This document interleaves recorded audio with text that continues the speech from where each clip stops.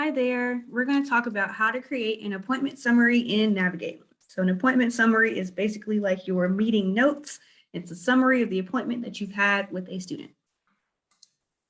First, you're going to log into Navigate at avila.campus.eab.com. So you will use the same username and password that you use for Canvas, MyAU, and Outlook. All right. So on your homepage, you're going to go to the second tab that says appointments, where that arrow is pointing. You'll be able to see your upcoming appointments as well as your recent appointments. So what we're going to do is go down to your recent appointments and you select one or however many that you're needing to do. One at a time will probably make the most sense. So select the appointment that you're wanting to add notes in for. Hit actions on that gray bar up here. And then where this first arrow is, where it says add appointment summary, that is where we're going to get to where we're going. So once you click on that, it will show you this screen and it'll already have the details pre-filled in where it says the care unit, the location of the meeting, the service that was provided, if there was a course related to the meeting, what the meeting was, date of visit, and then the meeting start time and end time. So the whole left side of this summary is already filled out based on when the student set up the appointment. These are all the things that they pre-filled for the appointment.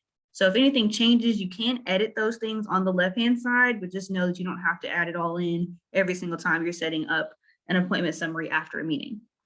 The right-hand side is what we care about. So the boxes at the top where it says topics discussed, objectives, study your success skills, goals, that might look a little bit different depending on what area of campus you work in. So since I, Maya, am in the student success area of campus, these are the things that we've chosen to have added at the top for our little small boxes up there. And then the little questions at the bottom, the yes, no questions are specific to our area. And then the advising one looks a little bit different.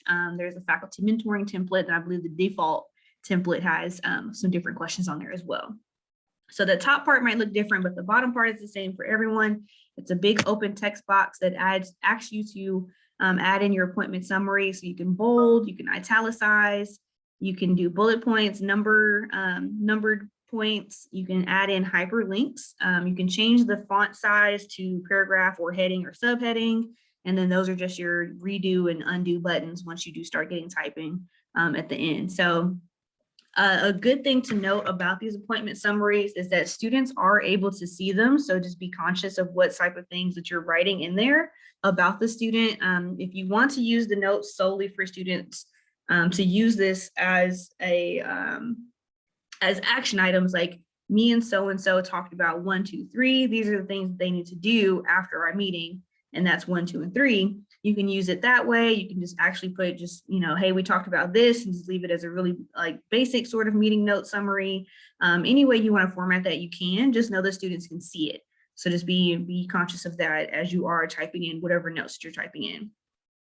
Then down at the bottom where the last arrow is, the third arrow, you can add attachments and attach files. So this would come in handy if you are, maybe you discussed an internship opportunity with the student and you want to attach the internship flyer to the meeting summary so the student can then go in and find that information later on down the line. You could do something like that, or we are using student academic success plans as part of our Title III grant, and that's something that we've been attaching to our meeting notes. So what's the students' goals? What are their aspirations? What they want to do with their degree? What are their study habits? Those sorts of things are on that plan. So we'd like to attach those to the meeting notes as well. So I can reference them if I'm going back and seeing what me and a student talked about, or the student themselves can reference them if they're wanting a reminder on what goals they discussed in our meeting. So those are all the things that you can do with the appointment summary.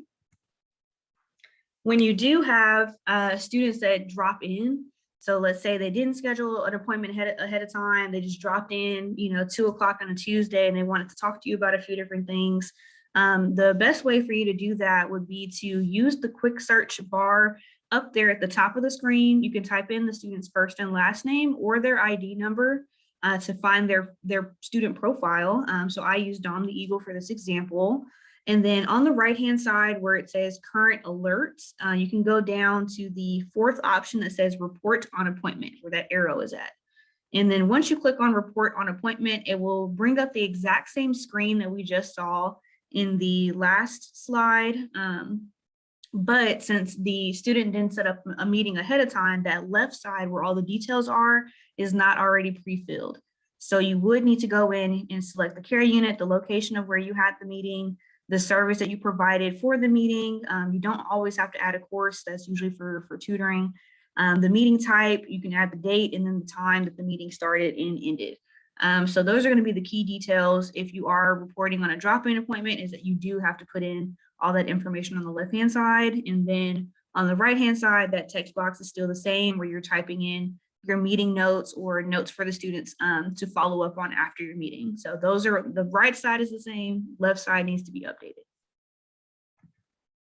So if you have any more questions about Navigate or training information regarding Navigate, please visit our Avila Navigate faculty and staff training site. You can feel free to reach out to us with any questions and just let us know. Have a great day.